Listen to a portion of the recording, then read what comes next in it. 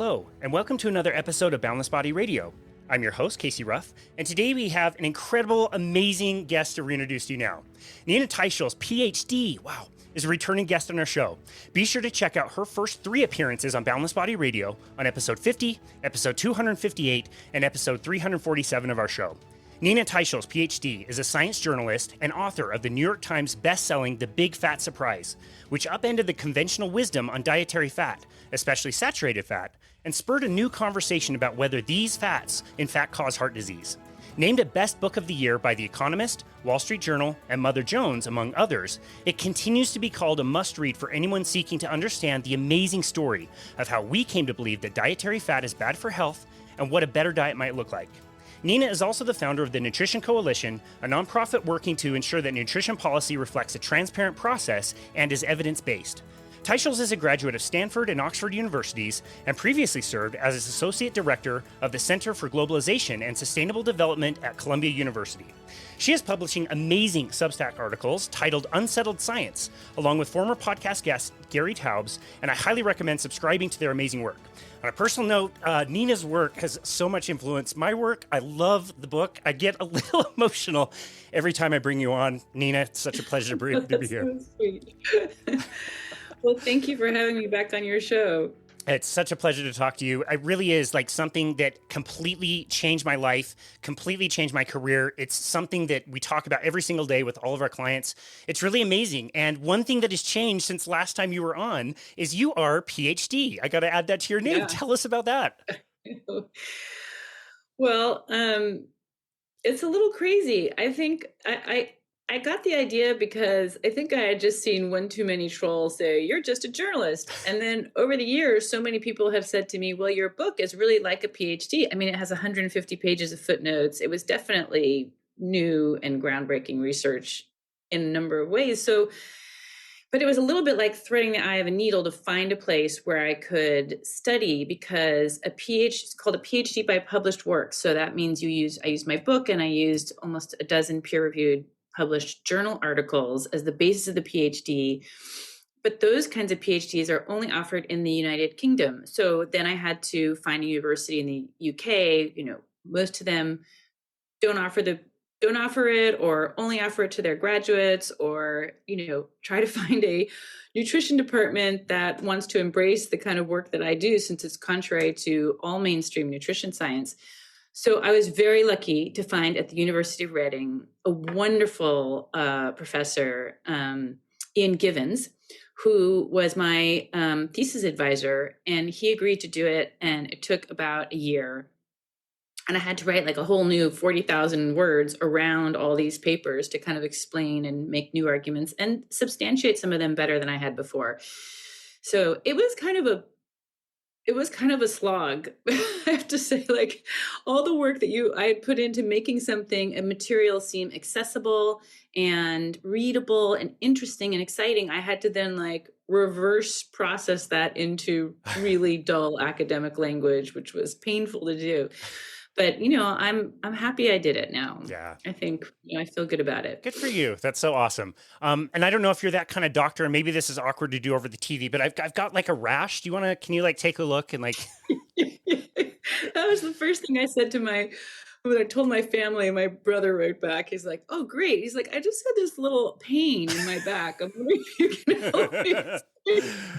Perfect. No, not that kind of doctor. It's a doctor. Actually, it's in nutrition. And it's on evidence-based nutrition policy. Like, how boring. But it really is, there are very few people who've actually looked at that subject, which has kind of been obsessive for me. What is the basis of nutrition guidelines that are so influential? And the answer is, it's not there. Yeah. So, why is it not there? And could we ever have the evidence to really recommend nutrition guidelines to entire populations? Yeah. So, well, that's what I address. Yeah, you've been beating this drum for, nearly 20 years when you started your investigation. The Big Fat Surprise is now 10 years old.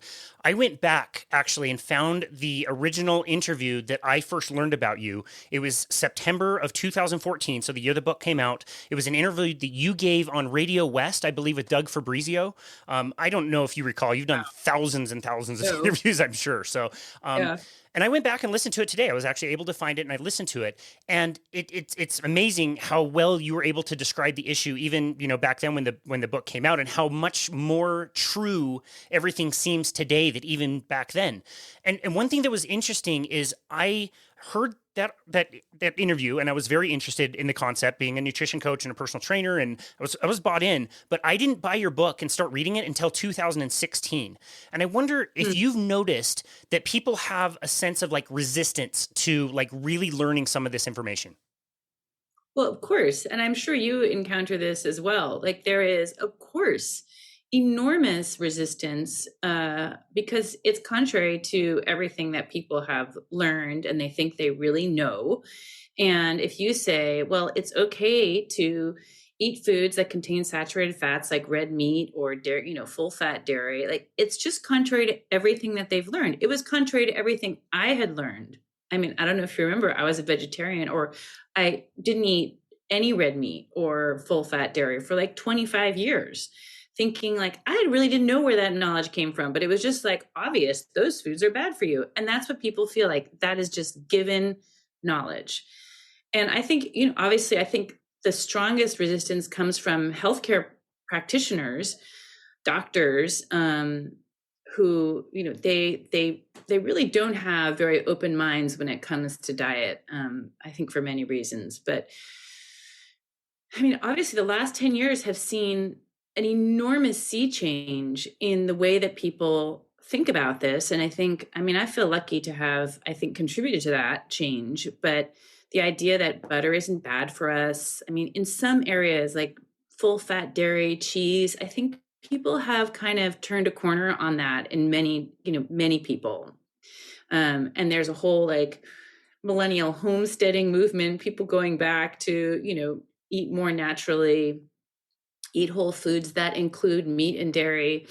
So I think we've seen a lot of change. At the same time, I think there's some pessimistic observations I have to make, which is that our US dietary guidelines, the American Heart Association guidelines on saturated fats remain the same, even though since my book, there's been like 25 systematic reviews. That's the highest level kind of review you can do, and meta analyses of all the data on saturated fat. And virtually none of them, I mean, except for the one that was, sponsored by, the lead author was on the global advisory board of Unilever, major manufacturer of vegetable oils at the time, which would compete with saturated fats. All of those reviews say saturated fats has no effect on cardiovascular or total mortality, right? These are clinical trials, highest level of evidence that you can have. So our guidelines, that incredible body of science has not risen up or penetrated our guidelines, including now the WHO, the WHO, also says saturated fats are bad for, heart disease. They just ignored all the mortality data. I've actually been back and forth with them on email, and I'm like, how can you ignore the most rigorous data on mortality? And, they're like, well, we just did. So, no, they're not that cavalier. I don't want to misrepresent them. But so our guidelines, even though as in the Nutrition Coalition, we really in the last guidelines made a huge effort to have experts visit and talk to people at USDA and HHS. We sponsored a workshop of nutrition experts. They come out with a very important paper called a state-of-the-art review in the Journal of the American College of Cardiology, saying there's no evidence for these continued caps on saturated fats. None of that has been recognized by any of our leading authorities in terms of translating that into policy. So that's where I feel like we're just up against ideological, political, financial interests that refuse to change, because it's really not about the science. Yeah. It's Okay, that's interesting. a little long answer your question. No, it's great. I think going back 10 years, thinking optimistically, like, okay, in 10 years, knowing that we'll have so many low carbohydrate conferences. I mean, I met you in person last year at Low Carb Denver 2023. I just have to say too, by the way, we went to like a VIP dinner that night, a kind of meet and greet, and you had just gotten in, you were a little bit nervous to make your presentation and put the final touches on. And like, you kept saying like, I'm not a morning person. I start at 7:30. I'm opening up the conference. 30 minutes later, standing ovation, thousands of people like standing ovation for you and your work. So you did okay. You did pretty good for not being a morning person. Yeah, I'm like an adrenaline junkie. I'll always stay up till like 2 a.m. the night before, get no sleep, somehow do something on stage that's like, I don't know. Normally I just like to stay at home. I definitely understand that part, but it is cool. You go to these conferences and you've got all these people fired up. They found low carbohydrate. They're doing research or learning about research. Everybody has their own story. And then you leave the conference center and you realize that like nobody in the mainstream is getting this message. It's still such a fringe topic. And it's like you said, like dietary guidelines have so much influence. Bethany was just telling me this morning, she had a client that was like, where did we get this idea that fat was bad for us? And she told her about your book. And like that still very basic message that you put out 10 years ago still has to be, told to people because they don't get it. Well, I think, yes, I mean, that is true. And I think the difficulty in getting this message out is due to a number of obstacles, right? Number one, there is just this kind of groupthink at the high expert level where they really their entire careers are based on giving certain kinds of advice and they really cannot change, or they're very reluctant to change. I think, we did see the USDA, the US Dietary Guidelines, and the American Heart Association dropped the low fat diet. So that was like a big deal, but they didn't tell anybody. That's a huge shift in policy. The low fat diet was probably the most important pillar of our dietary advice for decades. They dropped that in like 2015. That happened. No press release. Nobody says anything. There's maybe one article on it in the Washington Post. So people just don't know. And that's because professionally and at the level of bureaucracies at institutions like, our government institutions or the American Heart Association, they do not want to be seen as flip-flopping on their public and changing their mind, because that loses public trust. We have a trust crisis in confidence. And that's because our authorities are getting things wrong. I mean, people get things wrong. That's understandable. But the inability to change is really worrisome. And then I think another reason we have to recognize is that our mainstream media, pretty much all the media, really is influenced heavily by advertisers or is captured by corporate interests. And we do not see, the New York Times, Washington Post, CNN, even, Fox, I would put in there for a lot of its coverage.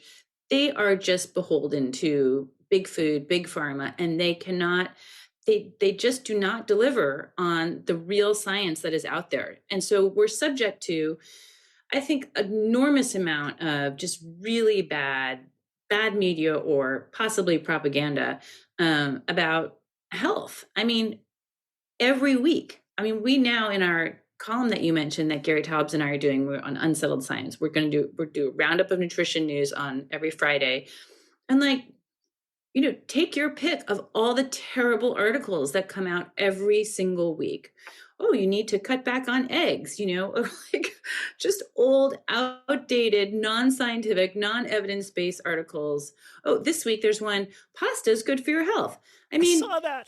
Funded by the pasta, so some pasta maker. I mean, it's just so bad, the nutrition reporting that is out there.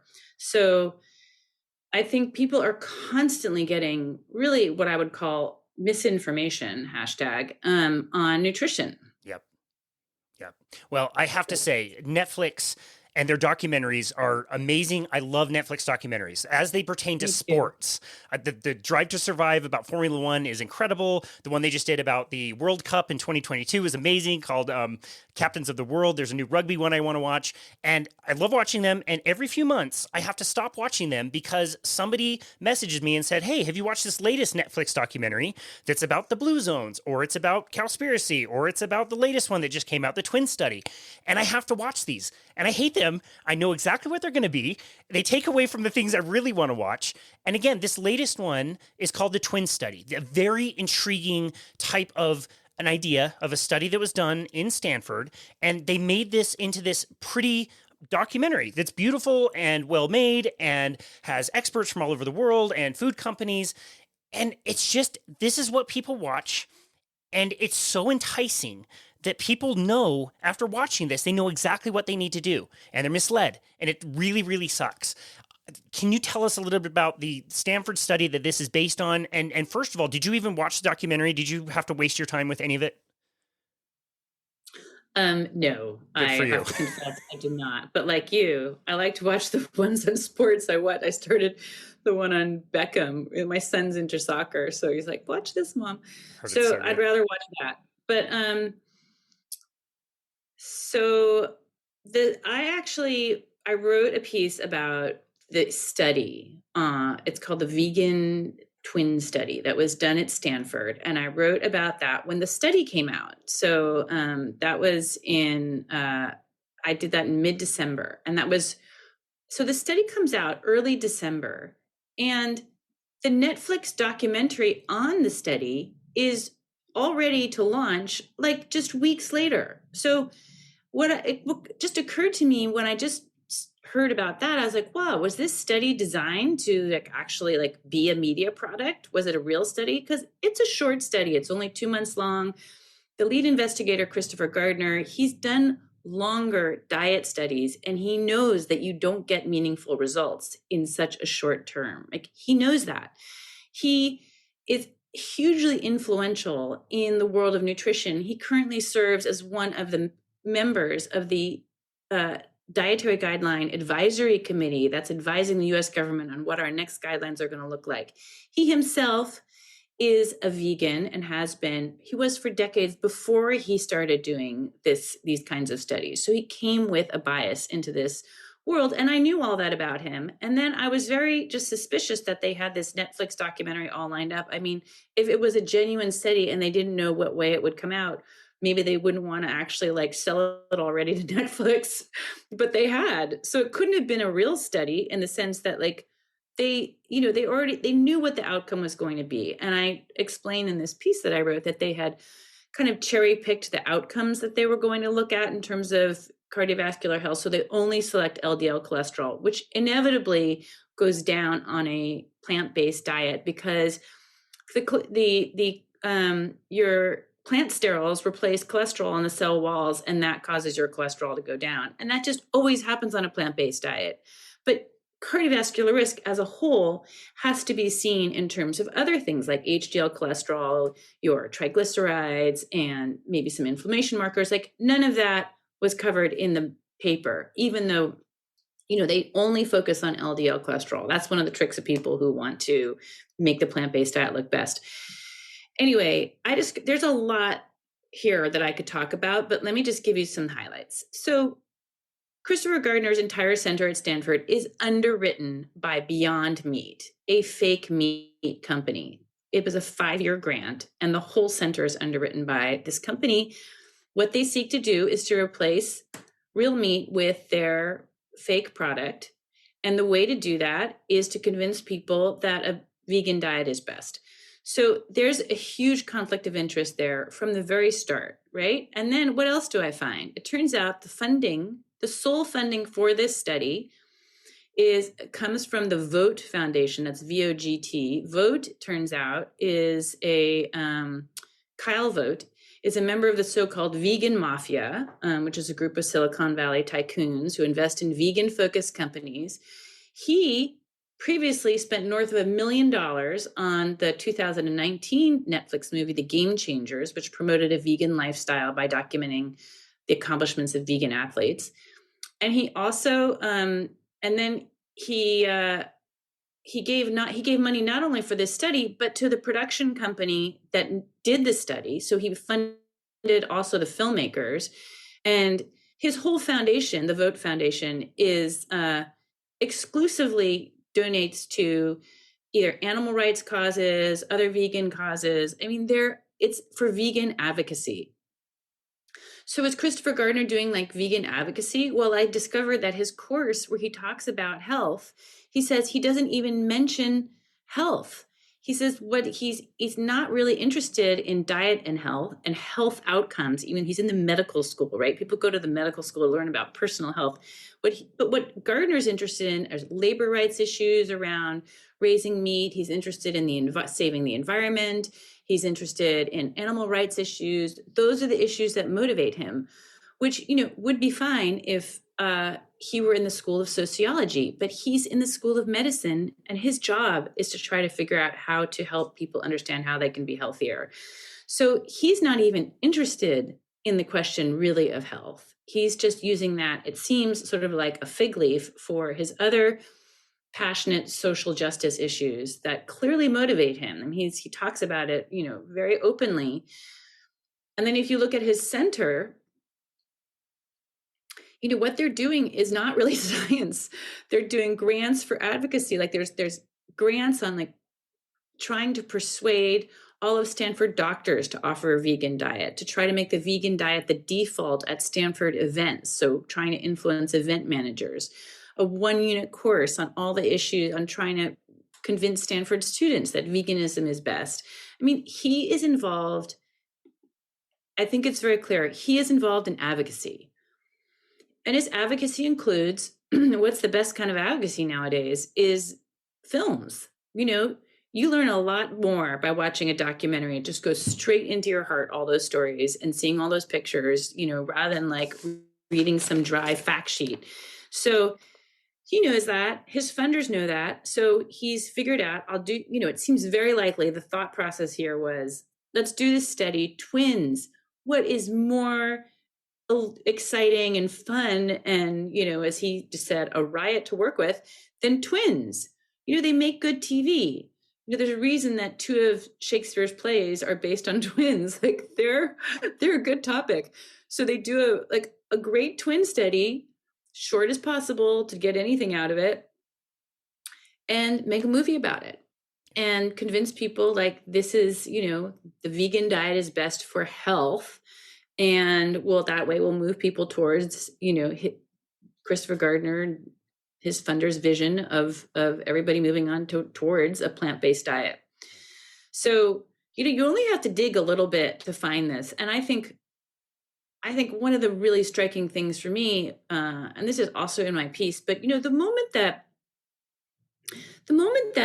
that it's found that people on expert panels are, say, paid off by, this happened actually on an expert panel for the government on alcohol. It turned out that 2 of the members had ties to the alcohol or the liquor industry.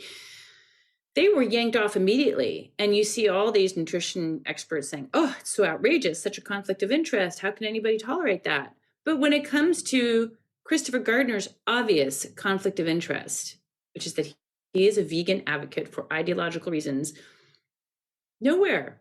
I even had a Wall Street Journal reporter call me and say, oh, well, let's talk about this. Nothing published. There's no interest when the conflict of interest is on the anti-meat side, right?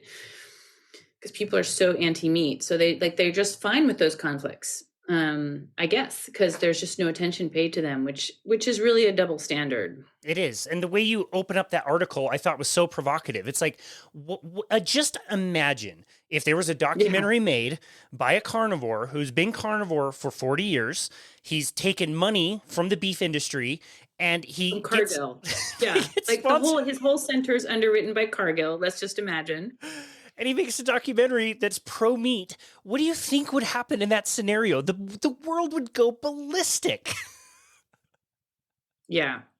And actually, as I put in that article, there was an example of a paper that came out that was basically exonerated red meat. It was the most rigorous review of red meat that had ever been done. It came out in the Annals of Internal Medicine. The scientist involved in that, even they sort of invented a conflict of interest that he really didn't even have. They said, oh, you didn't disclose this grant from, actually it was like a trade association with 38 members, 2 of which were beef producers. They're like, oh, you were influenced by the beef industry. It was for a different paper, that grant. Like, they just invented this conflict of interest and raked him over the coals, huge articles trying to discredit him.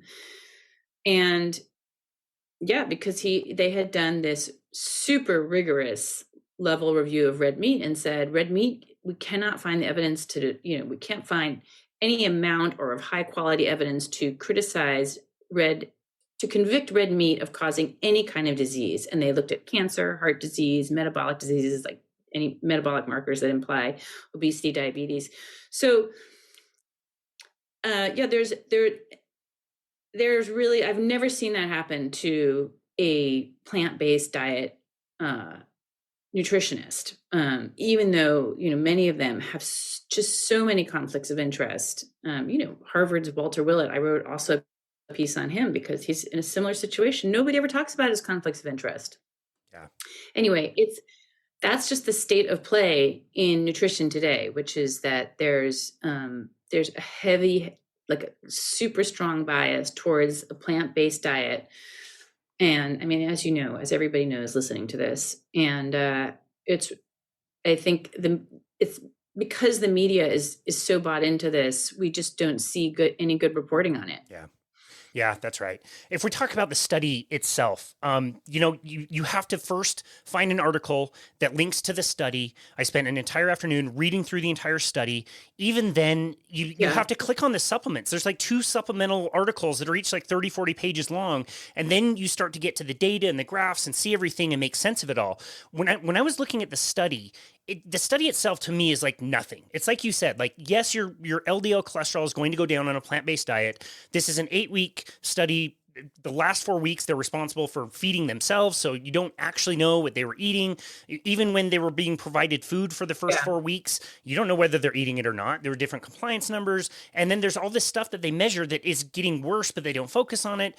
Like, the study to me said nothing, but yet, like, you watch this documentary and these quote unquote nutrition experts are like, this is the definitive twin study that shows us everything we need to know about nutrition. It's like there's no real data here. It doesn't really say hardly anything. Yeah, you're absolutely right. I mean, the HDL cholesterol got worse in the vegan twins, even though that was borderline statistically significant. So that was one. The other, I think, very significant result was that their B12, which is a crucial vitamin for neurological health, and I mean, that plummeted by like 63%, I think, on the vegan diet, and which just reminds you, the vegan diet is nutritionally insufficient. Like, it just doesn't supply numerous key nutrients. And like, nutrition seems boring to talk about nutrients, but they're essential for a reason. They are essential for your health, and a vegan diet doesn't provide them. So here we see these vegans, their B12 plummeting. They didn't look at other things that are also unavailable in a vegan diet, or hardly available, like DHA, EPA, the omega-6 fatty acids, the vitamin A, other B vitamins. But it's not nutritionally sufficient, and it really, like, I don't even think it should be past an ethical approval to feed people a nutritionally insufficient diet for an experiment. But that's another issue. Let's see, what else do we find in the study? We found that he says that people didn't eat. Oh, I know. One of the reasons that people look better on the vegan diet, I think their glucose looked better. Oh, but they had better fasting insulin, and they lost 4.2 pounds more on the vegan twins compared to the omnivore twins. We don't really know why those differences were there, but one possible explanation is that the vegans recorded eating less sugar than the omnivores did, and about 180 calories fewer per day. So that's pretty significant. Even though they weren't told to try to lose weight, but it's possible the vegan twins ate less because they all, like, consistently reported they had lower diet satisfaction, as reported in a 5-question survey, compared to the omnivore twins. So they really didn't like their diets as much, which is another problem, I think, for the vegan diet. But And then I also point out the fact that Christopher Gardner, he actually, and this is really seems like a small thing, but is a big deal.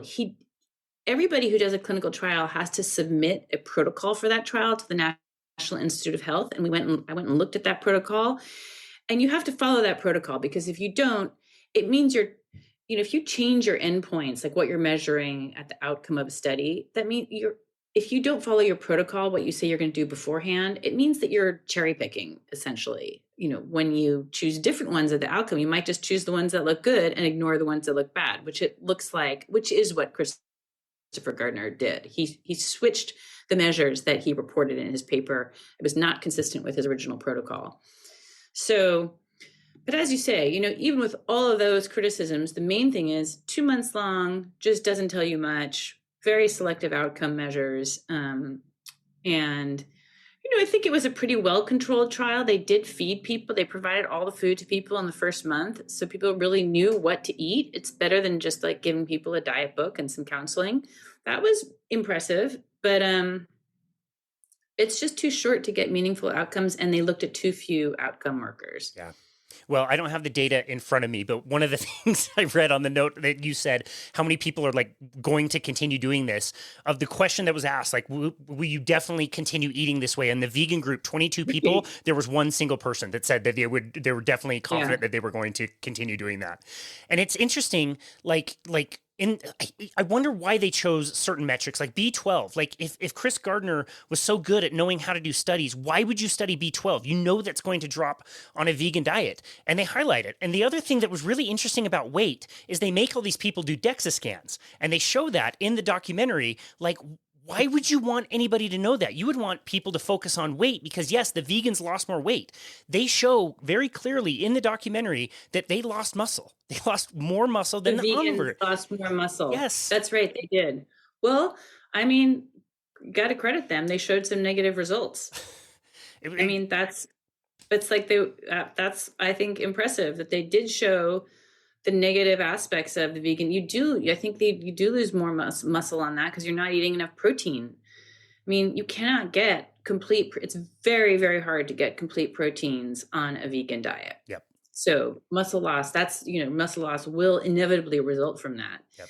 Yeah, I don't know why he did that. Interesting. I didn't know they did those scans. That's what was included. It wasn't included in the original study, and that's where things get a little bit convoluted. It's almost like the microbiome. In the study itself, they collected stool, but they didn't measure anything. In the documentary, they show that the microbiome is more diverse on a vegan diet, which again, right. Of course it would be, but we don't know anything about the microbiome. Like, is more diverse better? We have no idea. But that's what shows up on the documentary side of things that they didn't have any data on as far as the study itself went. Right. And those were not on the original protocol. I can tell you that much. I can tell you. So I don't know. I mean, the question that's at the top of my piece on this is like, is this science or a PR stunt? Yeah. And, I think all of my reporting concludes really the latter. I mean, given the conflicts of interest, given the ideologies that are driving this to begin with, given the poor state of the science from somebody who knows how to do better science, I think and given that he runs an advocacy center, a clear advocacy center, I think you can only conclude this was a PR stunt. Yep. So, and I think these Netflix documentaries are so influential. I mean, I'm sure you, like me, have just heard from so many people who changed their diet after watching Game Changers, or before that, What the Health, that came out maybe 2015. It truly persuaded a lot of people to go vegan. But I think we're now seeing, and I may be deceiving myself in this, but I think we are now seeing like a loss of interest in the vegan diet. And because all of those fake food companies, Beyond Meat, Impossible Burger, Oatly, I mean, that whole sector has tanked. Really tanked. And they have never made money. They don't do well. People never took to their products. People reporting, we just had Veganuary, for January, and numbers were much less enthusiasm, much smaller. I think we've it doesn't mean that the plant-based diet is going away, because actually I think what's happening is that there's been a shift to try to impose it through policy, like to try to push it on people as a policy. Like at the United Nations level, they're trying to push the Eat Lancet diet, which allows this much meat a day. Like that's the amount of meat you're Quarter allowed per size. day. Um, to try to impose that, in national guidelines across the world, to try to put it into European food policy. There are really heavy-handed policies to try to eliminate farms and eliminate livestock and buy out farmers. And that's part of why you see all these farmer protests going on in Europe right now. There's really a war on farmers and ranchers, to try to eliminate our natural food supply.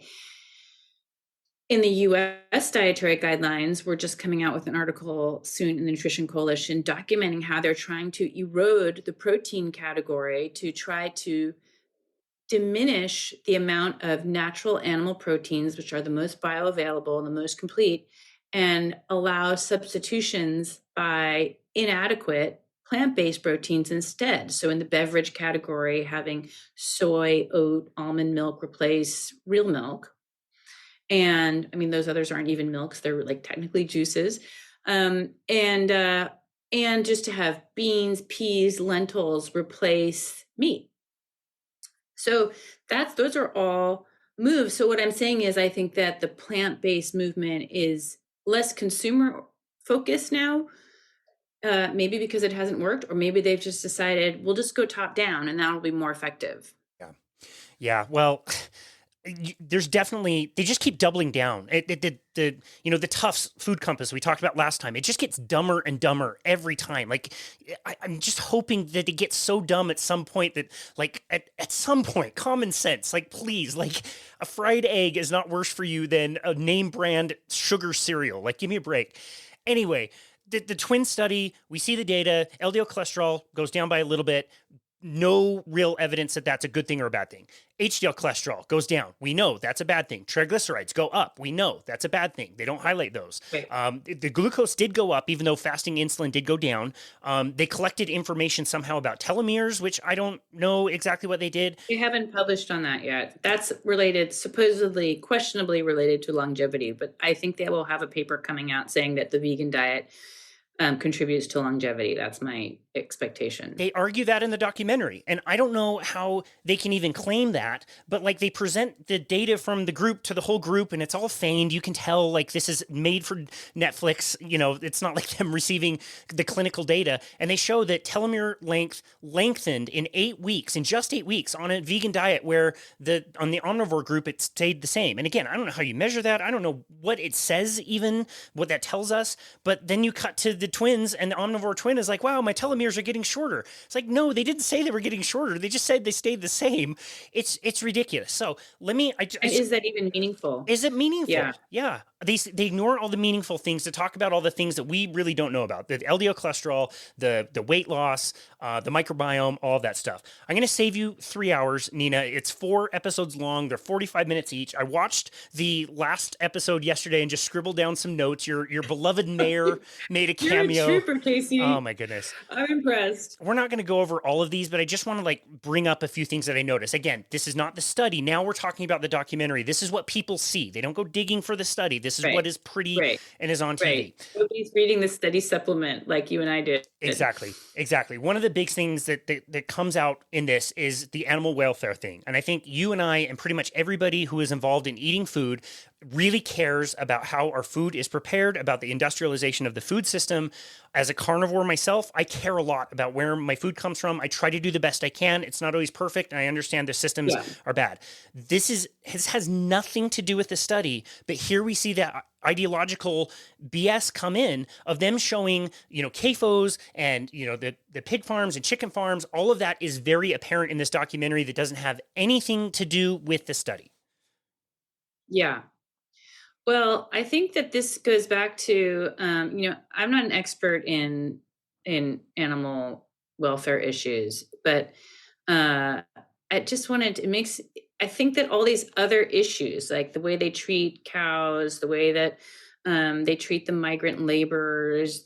All these other issues are designed as ways to nudge people towards, away from meat. And I just want to read to you some what I found on Christopher Gardner's Stanford website, that what his group is researching into stealth nutrition, which he defines as using non-health related arguments such as animal rights to nudge people towards veganism.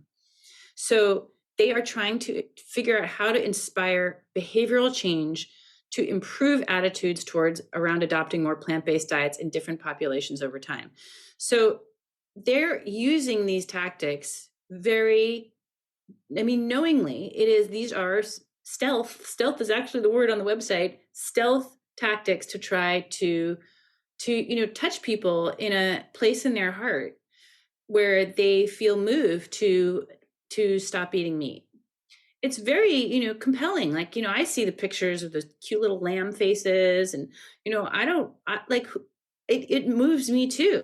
And, there's now, I think, a film where the girl is saving the lamb and running away from the farm. And she's, we're all moved by those images, and nobody wants to kill animals. But, I think you talk to there's a lot of arguments here, and I don't consider myself an expert, but just talk to any farmer. They'll tell you, if there's no market for meat, there are no animals. It's not like farmers are going to keep them around as pets. What do you think happens to that lamb? That lamb, after we've eaten all the existing animals, there's just no more. So there are no more cute little lambs, and there are no more sweet cows. And then, and we need those animals to have ecosystems that function. We need those animals for multiple reasons. And this is to be human. I mean, if you were a tiger, nobody would say, like, for the planet, please move to a plant-based diet. That's just not how a tiger lives. And it's the same for humans. Like, our biology, our mitochondria, our cellular structure, we are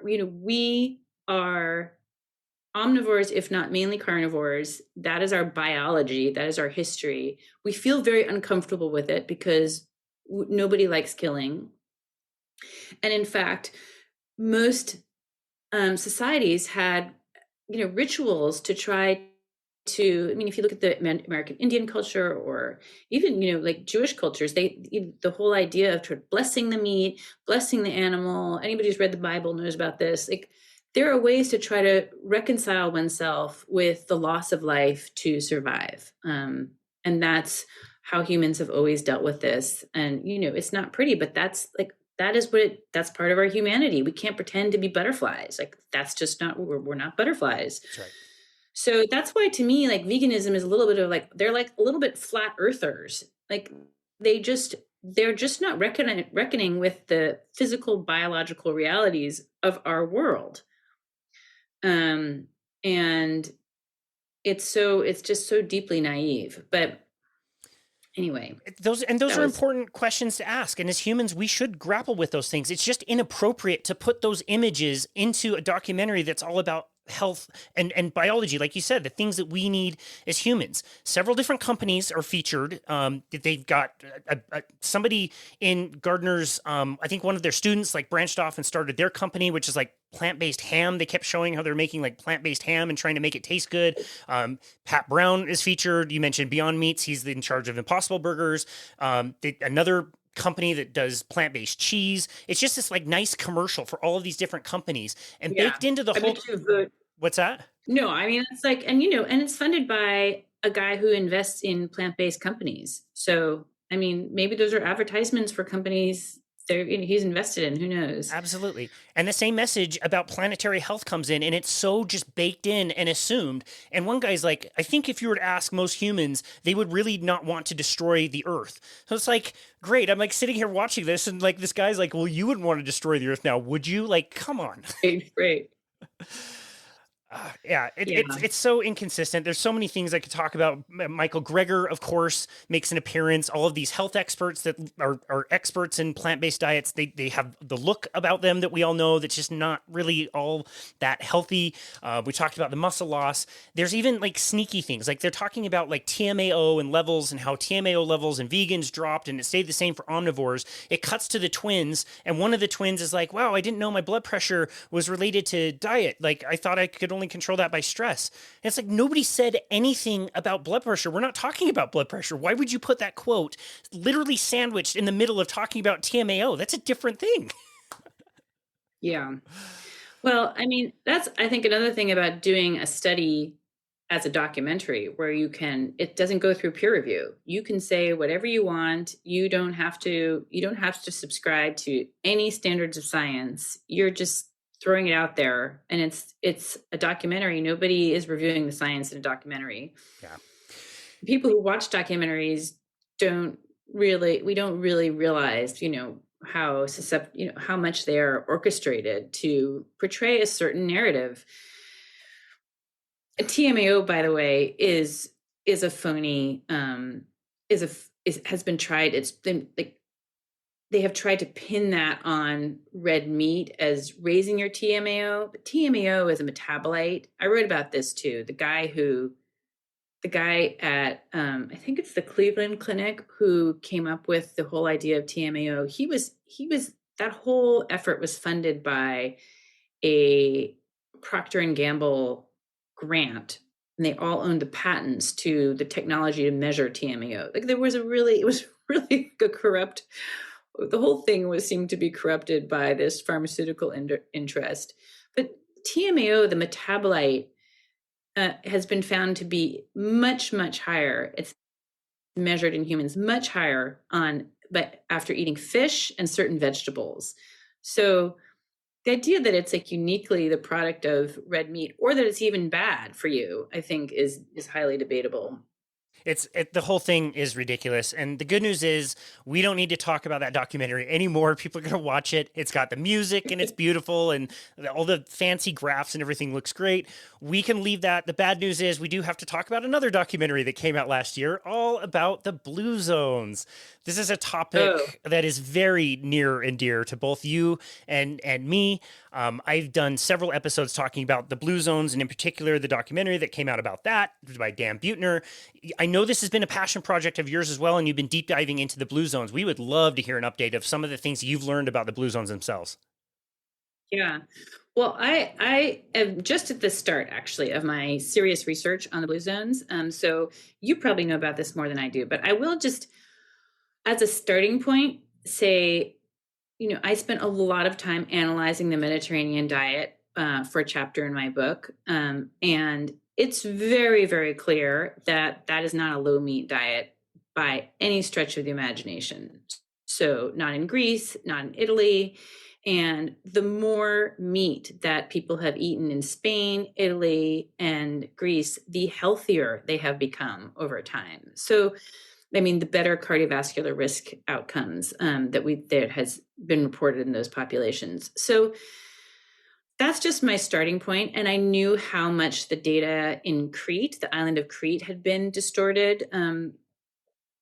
So when I started looking into the blue zones, you realize, like, well, in Icaria, uh, actually, there's people who've gone to visit that. Like all Greek cuisine, it's very high in goat and lamb. Those are the main traditional meats in Greek cuisine. Well, the blue zones folks, when they came to ask about what people were eating, they asked them about beef and pork, because those are the Western meats. They didn't ask them about lamb or veal. So there was like no collection of the data of the most common meats eaten on the island of Icaria. So I mean, just that. I think we all know that in Okinawa meant the island of pork, and there was a huge amount of pork consumption, and that the diet that was sampled there was occurred during the occupation of the American forces, was very an unusual period of time on the island, and it was not representative of their traditional diet. I think one of the most interesting things I found was when I went back and looked at the original publications that had come out before Dan Buettner's book was published. So it was published like in 2005.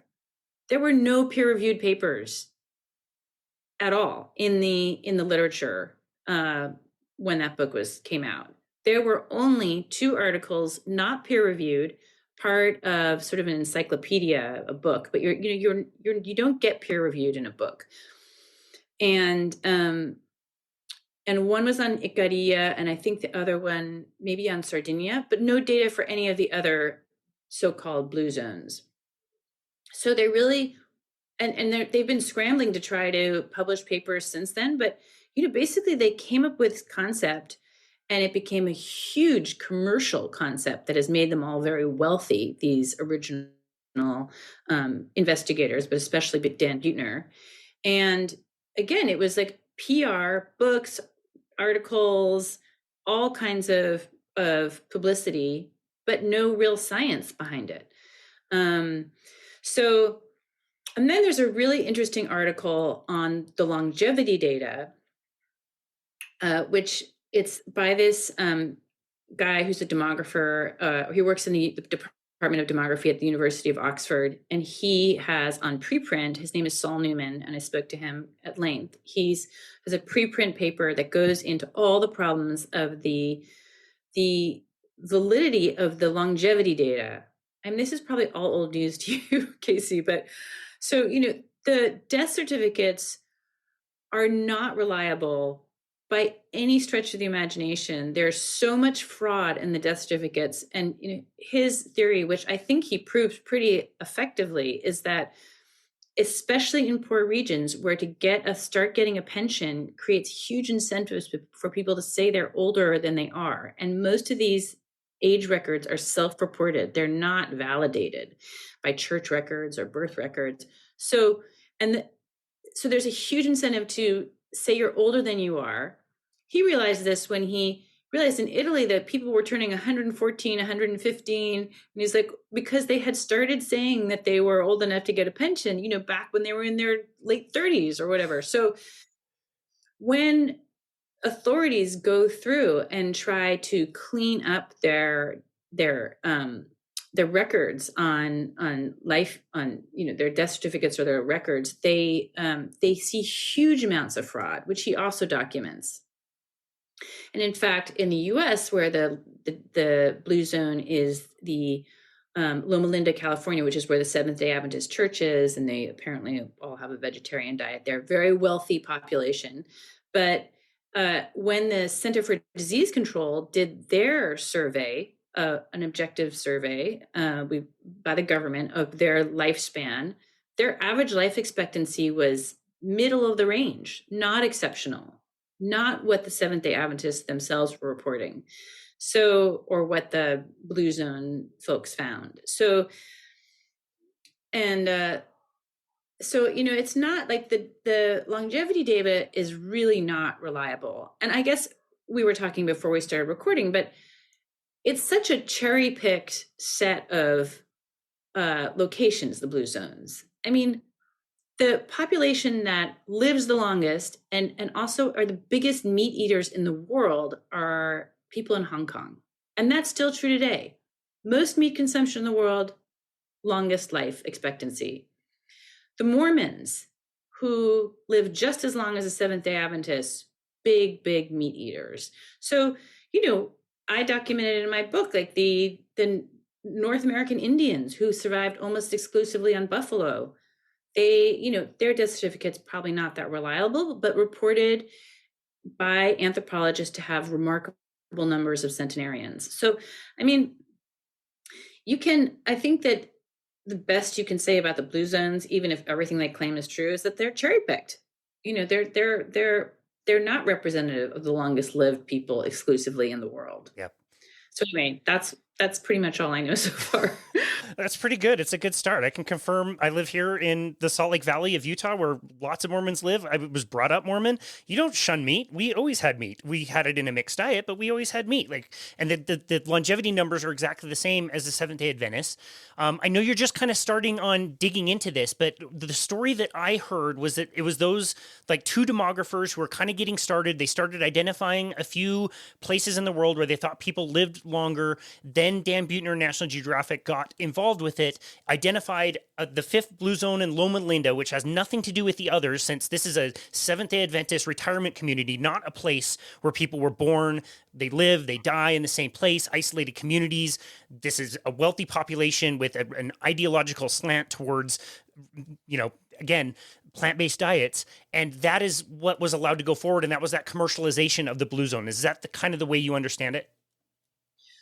Well, yes, that is, I think, the trajectory.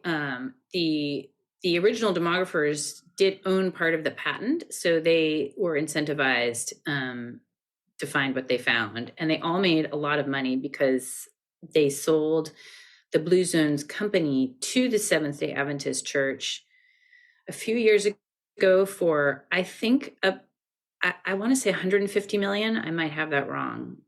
One thing the Seventh Day Adventist Church is really good at is scrubbing the internet of all information. So it's not that easy to come by.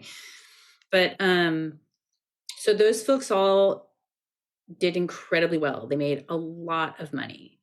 Before, when Dan Buettner ran the Blue Zones, when I went on to look at the website, it was him and all his like 6 other Buettners who were running it. So it was clearly like a family industry.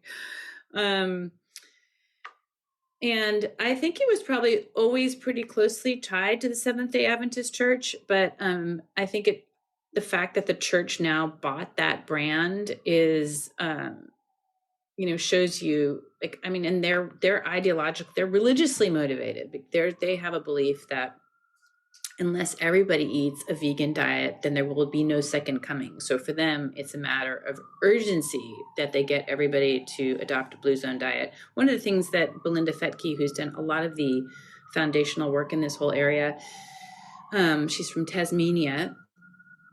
She found that at a recent mayor's conference, that something like 29 cities had signed on to the Blue Zones, made a Blue Zones pledge to have their cities become Blue Zones, and then you invest like millions of dollars to shift your whole community to become more plant-based. So one of my plans is to go check in on some of those communities and see how they're doing. Interesting. Yeah, I heard the number was like $6 million to get your city Blue Zone accredited. So Fort Worth, Texas might be on your list of places to go visit. Fort Worth, Texas is a Blue Zone. Is that right? Wow, that is not a place I would have expected. It's again, it's an accreditation. And so they come in, I think they talk about like public spaces and try to make sure that you have plans for like parks and walking spaces. And then it's education around plant-based. But I think that's all they do. It's like a consultation kind of fee that they come in and teach the city how to be more Blue Zone, whatever. And they get that accreditation. So it's they're making a lot of money from what I can tell.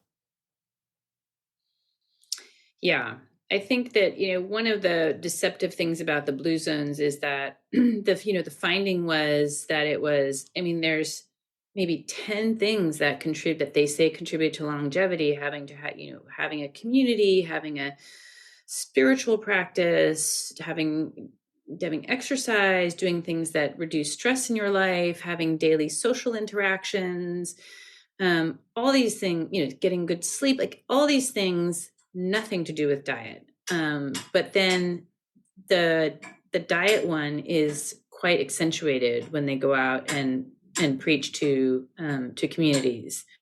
Like, it's not that easy to get it's not that easy to get a city to like put in a whole lot of new parks and walking spaces, right?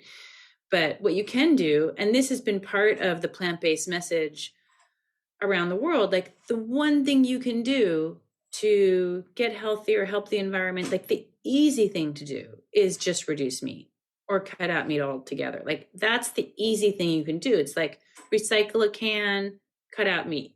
Those are the easy things you do, because you don't know what to do about oil and gas on the planet and airline, emissions. Like, what can we each of us do? So it's pushing onto the consumer the one thing that we feel like we can reasonably feasibly do in our own lives.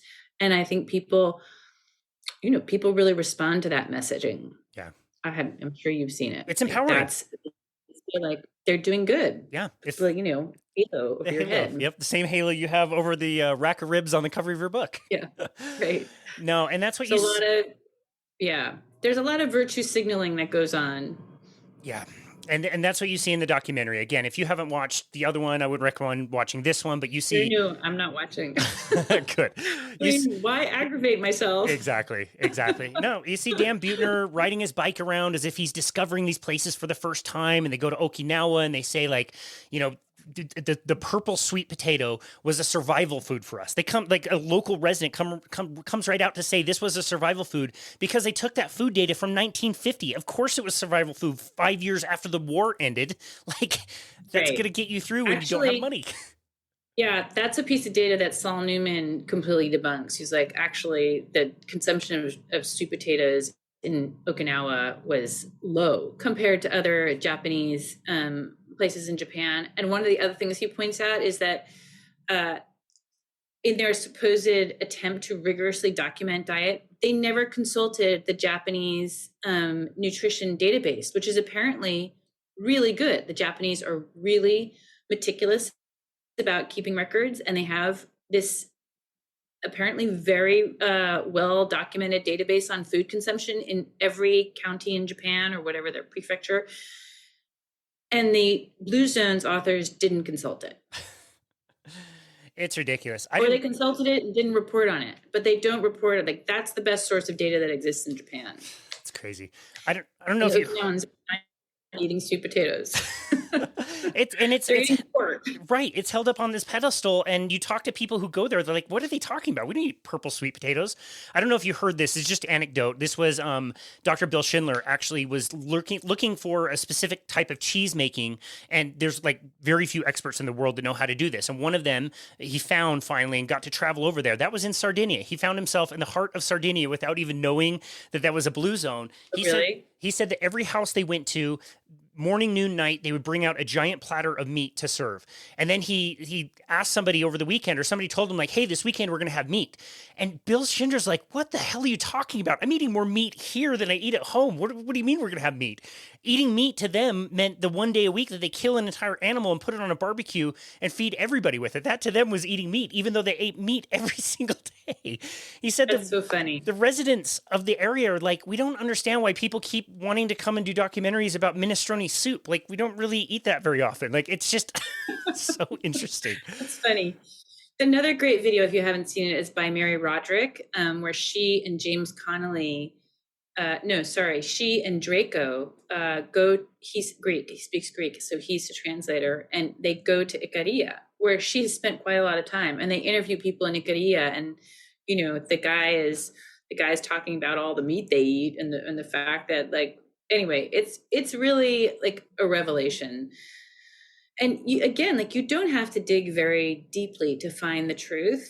I mean, maybe like the larger theme here is that all of our messages about nutrition, just getting back to this idea of like why people are so confused, and is just that all our messages about nutrition are coming from media, films increasingly, but magazine articles, TV news, all of that. We're getting it through unreliable sources. And what scientists, I think, or institutions have figured out is that they can just reach directly to the consumer, and they don't have there will be no gatekeepers, right? They're sort of manipulating the science to serve their ends, and they know that the public will not scrutinize this, and they also know that nutrition reporters will not scrutinize anything that they do. Yep. So the public is really they're really, we're the losers, because we don't have anybody who's critical of or scrutinizes this science. And it's, even like, I know so many nutrition scientists who know that this is terrible science, right? I know so many people in the field, but they're afraid to speak out Why is that? Because they rely on NIH, National Institutes of Health grants to get funding. They do not want to be excommunicated from their community. They would cease to be asked to review journal articles or be allowed to publish their own articles or be invited to conferences. I've interviewed dozens of scientists, at least not 100 scientists who've told me the same story. So the kind of referees that you might see in a field are, they're too afraid to speak in the field of nutrition. And then nutrition reporters also don't do their job, because who are they? They're, nutrition reporters at the Washington Post and the New York Times. They're not reporters who come from an area of scrutinizing the science. They don't follow the money. That's not what they've been taught to do. They're often have previously been cookbook writers. I mean, Mark Bittman, the reporter, Laura Riley, currently at the Washington Post. I mean, their background is in cookbook writing. They may be great, but they just, the MSNBC commentator, Sam Cass, who was a chef for the Obamas. Great. You can cook food, you can write recipes, but it's a whole other ballgame to analyze the science. Yep. I mean, as we've discussed, you don't even know what the science is saying. You have to go dig into the supplements. I mean, you really have to be somebody who understands science to be able to do that. That's not, nutrition is like a lifestyle subject. It's light, and it's just never been treated seriously, even though it's a multi-trillion-dollar industry. Big food, big pharma is trillions of dollars, but it's not treated like a serious industry that might be corrupt, might be trying to influence scientists. So that is self-interested. We don't have a kind of layer of protection in the journalism community. I mean, that's true of journalism across the board now more, but we've never had it in nutrition. So we are really at sea as consumers. That's why I encourage everybody to read the Substack that Gary Taubes and I are putting out. I mean, as small as it is, I don't know any other nutrition reporters who are in this field that are doing really critical work. I mean, critical of experts. Right. Well, you and Gary are doing that work. Your Substack is fantastic. It's encouraging on the one hand to know that consumers can dig around and find this stuff, and you're such a big part of that, getting this information out to people. So I just hope the listener walks away from this knowing that whenever we see these pretty documentaries being done by, these major news, whatever, these groups, the Netflix, whatever, that people are more aware of that and they find the information, and you're doing such an amazing job putting that out 10 years after your book release. So super cool. Nina, love chatting with you. This has been a really fun conversation. I always just treasure my time with you. Where can people go to find you and connect with you and your work? Well, first of all, likewise, Casey, it is always really fun to talk to you. I don't even know if I've been on a show 4 times or any show more than I've been on yours, because I always enjoy these conversations. So it really is fun. I appreciate it. So the main thing, that I'm doing now, we're still doing some work at the Nutrition Coalition, and we're following the dietary guidelines, which is nutritioncoalition.us. A little less active there, and I'm really focusing more on this column, Unsettled Science, at Substack. So maybe that can go in the show notes. But Gary and I are we're writing for that pretty regularly. Yeah, it's awesome. We'll definitely tag that in the show notes. Okay, thank Awesome. you. Well, thank you very much, Nina. Like I said, I hope I get to run into you at a conference here sometime this year. But yeah, thank you for your tireless work. I'm just so grateful for you and that you've come into my life and you've pushed this message forward. So again, thank you for taking time to come onto our show 4 times. It's awesome. So very cool. Thank you so very much. Thank you, Casey. All right, take care. It's such an honor. And this has been another episode of Boundless Body Radio.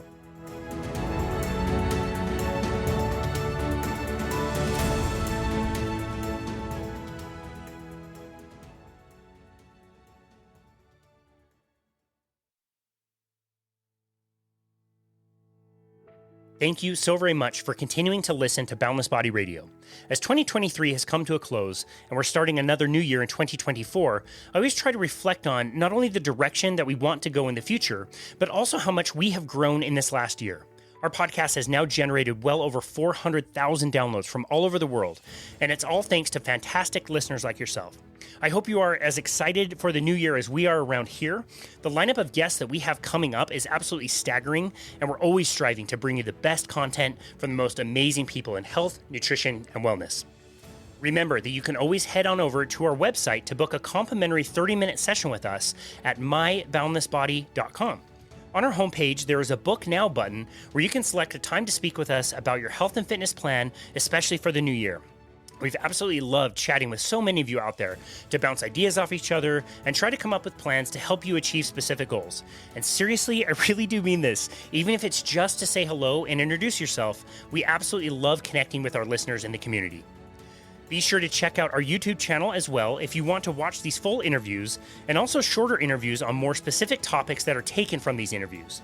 We've gotten really great feedback over there, and it's also a really fun way to interact with people who comment. We read and reply to every single YouTube comment we get, so be sure to subscribe to our channel and leave as many comments as you like to keep the conversation going. And of course, if you haven't already, please leave us a 5-star rating and review on Apple Podcasts.